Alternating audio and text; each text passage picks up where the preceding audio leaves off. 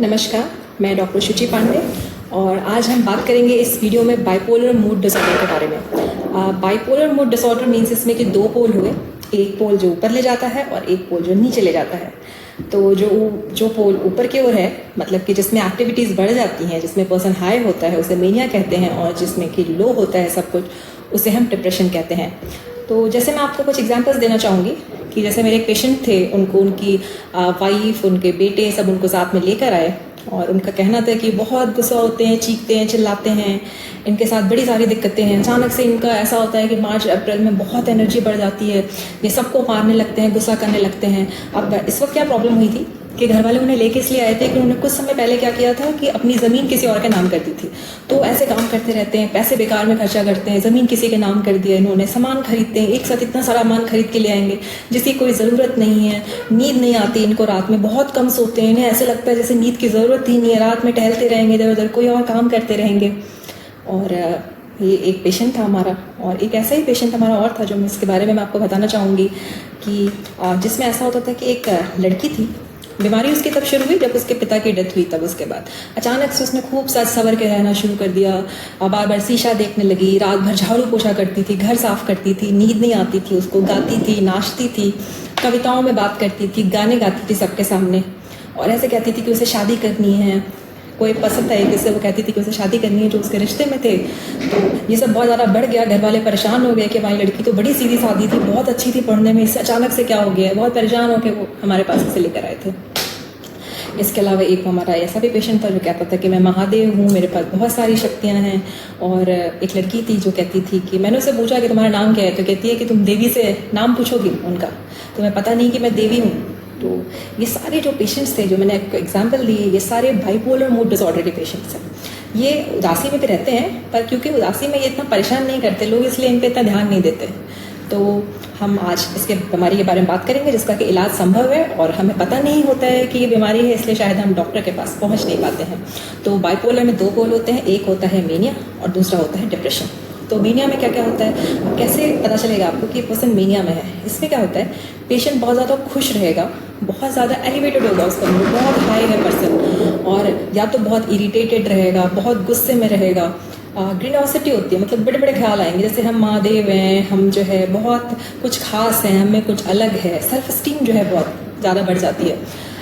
नींद की दिक्कत कम हो जाएगी, बहुत कम नींद आएगी, और जितनी आती है उसमें आदमी सेटिस्फाइड होता है। 3 घंटे सो रहा है काफ़ी है, हमें कोई नींद का प्रॉब्लम नहीं है। वो कभी नहीं कहेगा आपके पास आके कि उसको नींद की प्रॉब्लम हो रही है। ज़्यादा बोलने लगेगा, बहुत ज़्यादा बोलेगा, और इतना ज़्यादा बोलेगा कि आप उसको रोक नहीं पाएंगे। आप उसे बीच में अगर रोकना चाहेंगे तो वो सुनेगा ही नहीं, वो बोलता ही जाएगा। तो लोग ज़्यादा बोलने लगते हैं। फाइट ऑफ आइडियाज होते हैं, मतलब एक टॉपिक से दूसरे टॉपिक पे फटाक से चेंज होंगे। ऐसा होगा कि कोई आपसे अभी आम के बगीचों के बारे में बात कर रहेगा, तो फिर बगीचे से किसी और चीज़ से पहुँच जाएगा, वहाँ से किसी और चीज़ पे पहुँच जाएगा। ये दोनों तरीके से हो सकता है।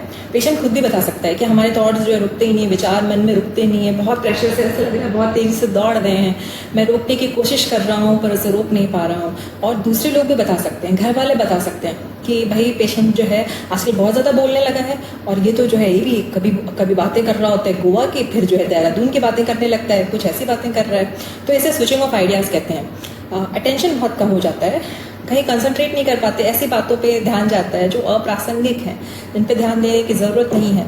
इसके अलावा रिस्क टेकिंग बिहेवियर होता है। पेशेंट रिस्क टेक, जैसे मेरा एक पेशेंट था, आपको एक बार हाईवे पे जाके बताने लगा कि गाड़ियाँ किधर से किधर जानी चाहिए, ठीक है, तो ये रिस्क टेकिंग बिहेवियर है। या आपको मैंने बताया कि वो लड़की जो कि शादी करना चाहती थी इसमें, ठीक है, ये भी रिस्क टेकिंग बिहेवियर है। बहुत ज़्यादा सामान खरीद लेना, ठीक है, रोज़ जो है सामान खरीदने चले जाना, इनअप्रोप्रिएट बिहेव करना, ये सारी चीज़ें जो है, गाड़ी चलाना बहुत स्पीड से, उल्टी लेन में गाड़ी चलाना, ये सेंस ख़त्म हो जाता है लोगों को, तो वो ऐसे काम करने लगते हैं।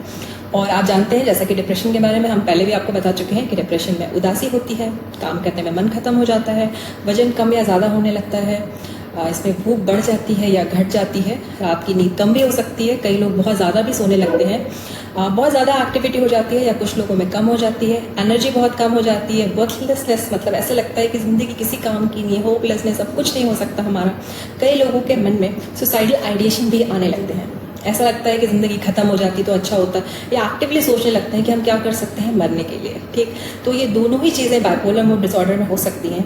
पर ऐसा होता है कि जब पर्सन डिप्रेशन में होता है तो चूँकि जो पर्सन मार रहा था गुस्सा था, और बहुत चिड़चिड़ा था, बड़ी बड़ी बातें कर रहा था। वो जब उदास होता है तो लोग इतना ध्यान नहीं करते हैं, उन्हें लगता है कि भाई ये तो चलो बढ़िया हुआ, शांत हो गया है। तो इसलिए बहुत बार ये पहचाना नहीं जा पाता है। तो ऐसे पेशेंट्स को जरूर लाना चाहिए डॉक्टर के पास। और बाइपोलर मूड डिसऑर्डर 3 तरह का हो सकता है। एक होता है बाइपोलर 1, दूसरा होता है बाइपोलर 2 और साइक्लोथाइमिया होता है। बाइपोलर 1 में क्या होता है कि मेनिया के साथ डिप्रेशन होता है, मतलब कि पर्सन हाई होगा, लो होगा। जैसे मान लीजिए कि मेरा एक पेशेंट है जो कि आप मार्च अप्रैल मई के महीने में हाई हो जाता है और अक्टूबर नवंबर दिसंबर के टाइम में लो हो जाता है। ऐसा उसके साथ हर साल होता है। और बाइपोलर 2 जो होता है उसमें हाइपोमेनिया होता है और डिप्रेशन होता है। हाइपोमेनिया मतलब कि आदमी हाई जाएगा पर पूरा नहीं जाएगा, बीच में रुक जाएगा। मतलब कभी कभी आप इसे इंक्रीज सेल्फ कॉन्फिडेंस के रूप में देख सकते हैं। बहुत बार लोग नोटिस नहीं करते हैं क्योंकि पेशेंट डिप्रेशन में जाता है, बहुत उदास हो गया, उसने काम करना बंद कर दिया, पर अचानक से उसका कॉन्फिडेंस कुछ दिनों के लिए जब बढ़ता है तो लोगों को लगता है कि ये तो बेटर हो गया है, तो इसको डॉक्टर के पास ले जाने की ज़रूरत नहीं है। ये डिफ्रेंशिएट करना, इससे अलग अलग करना नॉर्मल फिजिशियन के लिए, नॉर्मल डॉक्टर के लिए मुश्किल काम होती है। कभी कभी साइकियाट्रिस्ट के लिए भी मुश्किल काम होता है, पर इसको पहचानना बहुत ज़रूरी है क्योंकि दवाएं अलग अलग होती हैं। इनकी पहचानने से ही हम सही दवा पेशेंट की स्टार्ट कर पाएंगे। इसलिए साइक्लोथाइमिया में क्या होता है, दोनों ही चीज़ें जो होती हैं, मेनिया और डिप्रेशन, दोनों ही पूरे अपने फोर्स में नहीं होता है, बीच में ही आके रुका हुआ होता है। मतलब ना डिप्रेशन पूरा होगा और ना पूरा मेनिया है। ठीक, पर्सन थोड़ा थोड़ा उदास रहेगा, थोड़ा थोड़ा हाई रहेगा, दोनों ही चीज़ें देखी जाएंगी। और इसके लिए समय जो होता है इस डायग्नोसिस को बनाने के लिए कम से कम 2 साल चाहिए होता है साइक्लोथाइमिया के लिए। और हाइपोमेनिया के लिए आपको 4 दिन चाहिए और मेनिया के लिए आपको 1 हफ्ते का समय चाहिए होता है। किसी को कहने के लिए कि आपको डिप्रेशन हो गया है, ये सारे सिम्टम्स कम से कम 2 हफ्ते प्रेजेंट रहने चाहिए। इसका ट्रीटमेंट संभव है, इलाज संभव है, पेशेंट ठीक होते हैं, दवाइयाँ भी बंद होती हैं। ये मिथ की दवाइयाँ जब शुरू होती हैं साइकाट्री की तो ज़िंदगी भर खानी पड़ती हैं, ये गलत है। पेशेंट सही होते हैं। ऐसा हो सकता है कि 10% 20% केसेस में दवाई ज़िंदगी भर खानी पड़ती हो, जैसे कि हाइपरटेंशन और डायबिटीज़ के पेशेंट्स को खानी पड़ती है। पर ये ज़रूरी नहीं है कि जिसका भी इलाज शुरू होगा उसको दवाई लंबी ही चलेगी। एक बार डॉक्टर ज़रूर आपका कम करके कोशिश करेगा कि क्या वो अपने पेशेंट को बिना दवाओं के रख सकता है या दवाएं कम करके रख सकता है। तो हम चाहेंगे इस वीडियो के माध्यम से हमने आज आपको एक नए डिसऑर्डर के बारे में जानकारी दी और आपके आसपास ऐसे जो लोग हैं जिन्हें देख के आपको लगता है कि उनको ये बीमारी हो सकती है, उनको सही जगह पे ज़रूर जाने की सलाह दें। धन्यवाद।